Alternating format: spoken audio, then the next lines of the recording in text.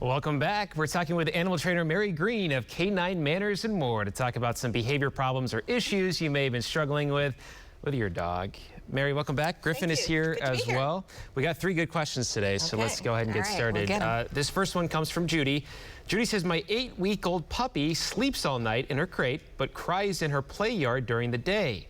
How can I condition her to like the playpen? This is a brand new puppy. A young puppy, 8 weeks old. So make sure you're taking her out like every hour. You want to kind of get her tired. You want to get a good routine so she knows that when she is in there, she can play a little bit. Like it sounds like she's got toys and things. Maybe a food chew toy, a food delivery toy would be good.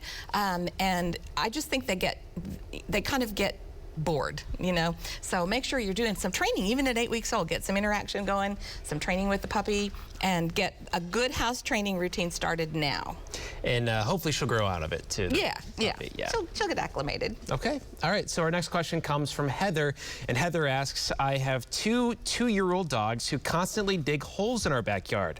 My husband covers the holes, and then they just dig more holes. Sounds like an issue with the yard. Well, I think that he keeps, they have their yard just how they want it, right? And he keeps changing it. They had it perfect. They had it how they want it. So there's a lot of reasons why dogs dig in the yard.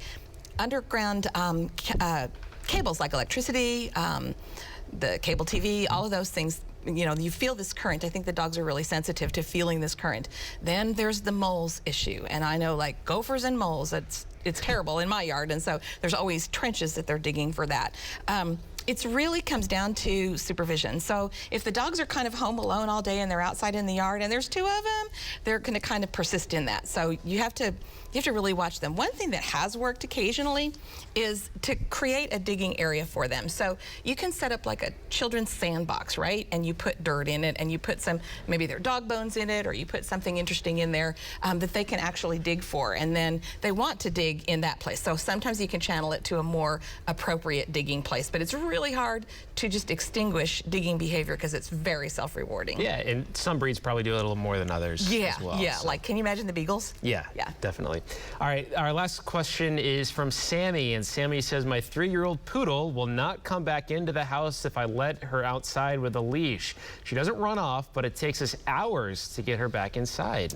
Oh, that's a tough one. So my short answer would be you can't let her out without a leash, right? Or set up some type of confinement. You can purchase like a kennel run kind of situation, like from one of the farm supply stores like Atwood's or Tractor Supply, like a 10 by 14 or something even smaller than that. But I would not, I think that's very unsafe, right? And if she's been practicing this, if she's 3 years old and she's been practicing this for the whole 3 years, it's going to be really hard. Another thing you could do would be to whistle train her. Like a whistle equals a treat, like a really yummy treat. And so you do that on a long leash. So every time you blow the whistle, and you can kind of reel her in, and then, oh, we've got a good dog. You get a good treat. And practice that about 1,000 times with the leash on before you even try it with the leash off.